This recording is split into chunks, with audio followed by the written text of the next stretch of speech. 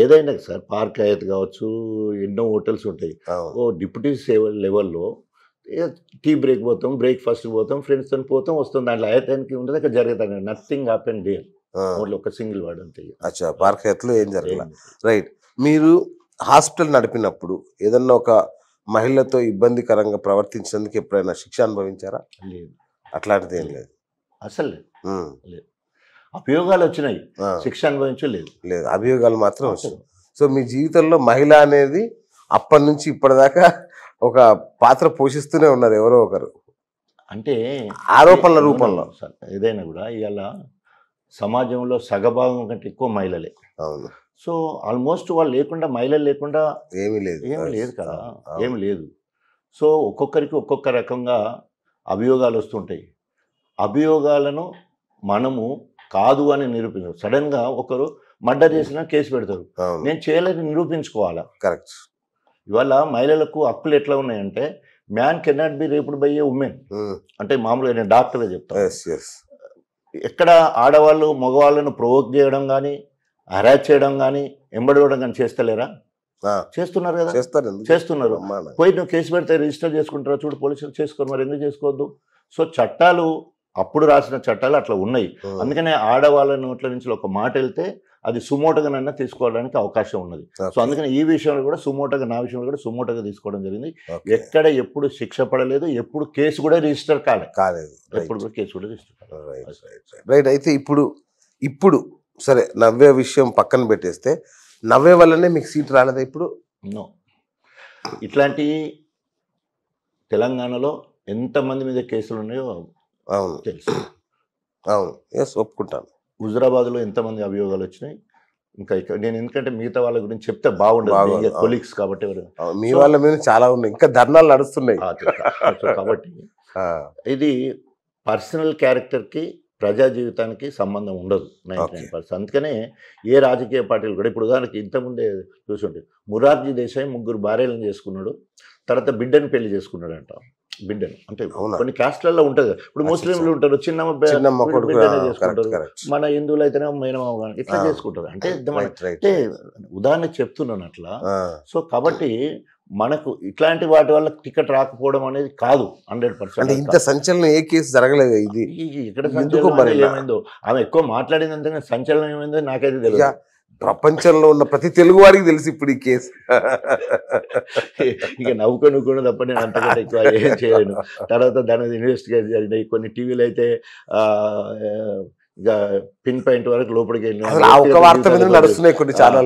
ఆమె వ్యక్తిగత జీవితంలో పోయిన్లు, ఆమె గతంలో ఏంటనే దగ్గరికి పోయిన్లు, రకరకాలుగా జరుగుతూనే ఉన్నది.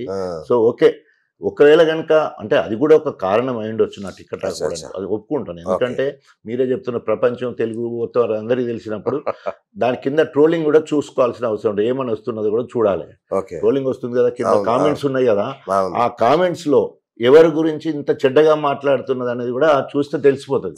అది కూడా చూడాలి. ఇప్పుడు మీరు ఎట్లయితే అది అన్నారో, కింద కామెంట్ చేస్తుంటారు కదా, దాన్ని చూస్తే ఎంత బ్యాడ్గా ఒక మహిళల ఆత్మగౌరవాన్ని కించపరిచే విధంగా అది అవుపడుతుంది అంటే, ఆ రకంగా తలదించుకునే విధంగా కూడా అవి ఉంటున్నాయి. సో అదొక ఎత్తు. అయితే తర్వాత టికెట్కు దానికి సంబంధం లేదు, కానీ డిమోరల్ అయిన మాట వాస్తవం ఒప్పుకుంటాను.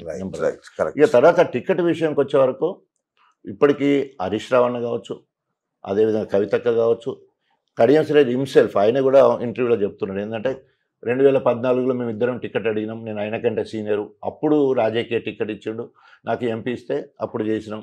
2018లో నేను టికెట్ అడిగిన, నాకు ఇయ్యలే, రాజయ్యకి ఇచ్చిండు, అప్పుడు ఆయన కోసం చేసిన. ఇప్పుడు కూడా నేను టికెట్ అడిగిన, నాకు ఇవ్వకపోయేది ఉంటే నేను కాంగ్రెస్కి పోతా అని ఒక బ్లాక్మెయిల్ చేసే కార్యక్రమం. ఎందుకంటే ఇప్పుడు పట్నం రవీందర్ రెడ్డి, మన పట్నం మహేందర్ రెడ్డికి మంత్రి పదవి ఇచ్చారు, ఆయన కూడా గట్లే డిస్టర్బ్ చేస్తారు. ఈయన కూడా సీనియర్ కదా, రూలింగ్ గవర్నమెంట్లో ఉన్న ఒక ఎమ్మెల్సీ లేదా ఎక్స్ డిప్యూటీ సీఎం పార్టీ మారితే ఎట్లా ఉంటుంది అనే ఉద్దేశంతో తెలిసిన విషయము. సో ఆ రకంగా బ్లాక్మెయిల్ అయితే రాజయ్య సౌమ్యుడు.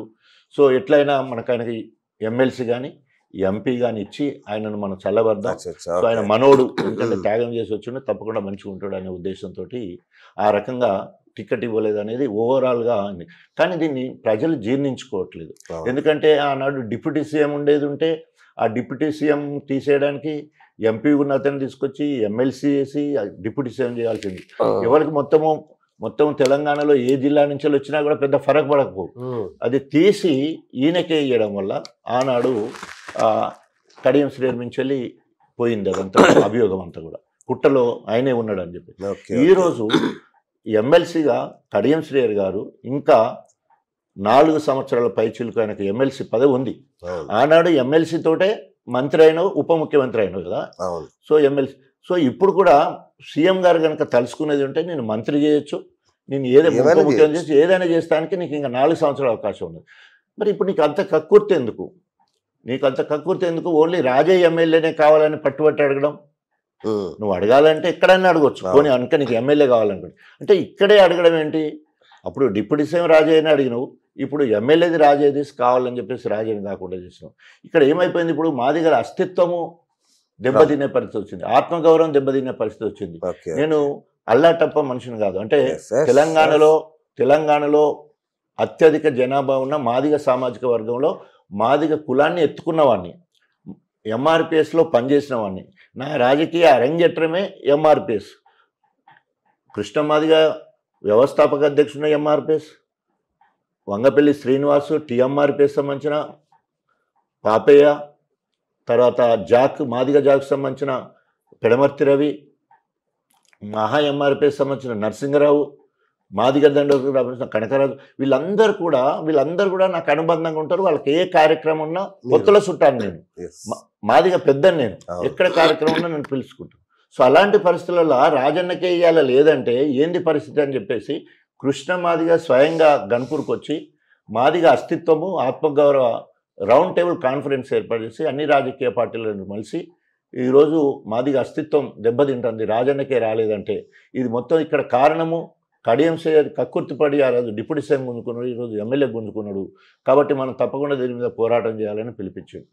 అదే మురళీ దర్శన్ అని చెప్పేసి మాదిగ చమార్ ఇంటలెక్చువల్ ఫోరం కింద వరంగల్లో మీటింగ్ పెడితే అక్కడ రాజనరసింహ కూడా వచ్చింది, డిప్యూటీ సీఎం కాంగ్రెస్ నుంచి, మాజీ డిప్యూటీ మైసెల్ఫ్, శ్రీధర్ అని చెప్పేసి ఇప్పుడు బీజేపీలో జిల్లా అధ్యక్షుడు, వరంగల్ జిల్లా అధ్యక్షుడు, సిరిసిల్ల రాజయ్య, తర్వాత ప్రొఫెసర్లు, లాయర్లు, డాక్టర్లు, ఇంజనీర్లు అందరూ మేధావులందరూ వచ్చి మీటింగ్ పెట్టేసి సేమ్ ఇదే అంశం, మాదిగ అస్తిత్వం ఆత్మగౌరవం మీద ఏం జరుగుతుంది, మొత్తము ఎక్కడెక్కడైతే మాదిగా ఉన్నారో అణచబడుతూ ఉన్నారు, వాళ్ళ జనాభా నిష్పత్తి ప్రకారం వాళ్ళకు రావాల్సినవి రావట్లేదు, ఉన్నవి కూడా ఓదేలు అని చెప్పేసి ఇక్కడ చెన్నూరు కాన్స్టిట్యున్సీలో ఓదేలు పోయింది, తర్వాత ఇక్కడ నాది పోయింది, తర్వాత పిడమర్తి రవిది అక్కడ, తర్వాత వీరేశం, తర్వాత ఇవన్నీ మాదిగ సామాజిక వర్గానికి సంబంధించిన వాళ్ళ టికెట్లు పోవడంతో ఏమవుతుంది, ఏం జరుగుతుంది, మాదిగల అస్తిత్వాన్ని దెబ్బతింటుంది అనేది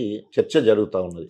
దాంట్లో ఏకవాక్య తీర్మానము వరంగల్లో చేసింది ఏంటంటే మాదిగల అస్తిత్వం దెబ్బతినకుండా అంటే 19 నియోజకవర్గాలు ఎక్కడ మాదిగ ఏ పార్టీ నుండి కనుక ప్రజాదరణ నాయకుడు ఉంటే అందరూ వానికి సపోర్ట్ చేయాలని కూడా ఒక నిర్ణయం తీసుకోవడం జరిగింది. సో ఆ రకంగా మాదిగలు జాగృతి చెందుతున్నారు. ఇప్పుడు మాదిగల అస్తిత్వానికి ప్రాబ్లం వచ్చింది అనే ఉద్దేశంతో. సో కాబట్టి కేసీఆర్ గారు ప్రకటించిన తర్వాత కొన్ని చేర్పులు మార్పులు ఉంటాయని చెప్పినప్పుడు గణపురం నియోజకవర్గంలో మాదిగలందరూ ఒక్కటయ్యారు, అన్ని మండలాలలో కార్యక్రమం ఉంది. తర్వాత మాదిగ ఉపకులాలు మొత్తం 59 కులాలలో మాల మాదిగ 2 తీసేస్తే 57 ఉపకులాలు. సో 57 ఉపకులాలు కూడా దాదాపు 2000 మందితోటి జంగం కేంద్రంలో ధర్నా చేశారు, బైన్ల వద్దు మాదిగ ముద్దు అని చెప్పేసి, డైరెక్ట్గానే బైన్ల వద్దు మాదిగ ముద్దు, రాజయ్యకి టికెట్ ఇవ్వాలి, స్థానికుడికి టికెట్ ఇవ్వాలని చెప్పేసి ఆ రకంగా చేశారు. తర్వాత మొత్తము మన గన్పూర్లో ఉన్న మహిళలందరూ కూడా దాదాపు 3000 మంది మహిళలు ముక్త కంఠంతో అవసరమైతే పాదయాత్ర చేస్తాం, రాజన్నకి టికెట్ ఇవ్వాలి, 20 ఏళ్ళ నుంచి వెళ్ళి ఒక అన్న లెక్క ఒక తమ్ముడు లెక్క మమ్మల్ని అన్ని రకాలుగా ఆదుకున్నాడు, అన్నకు టికెట్ ఇవ్వాలని చెప్పేసి మహిళలు కూడా కార్యక్రమాలు చేస్తారు. సబ్స్క్రైబ్ చేయండి, please do subscribe to please like, share and subscribe to top Telugu TV. Top Telugu TV.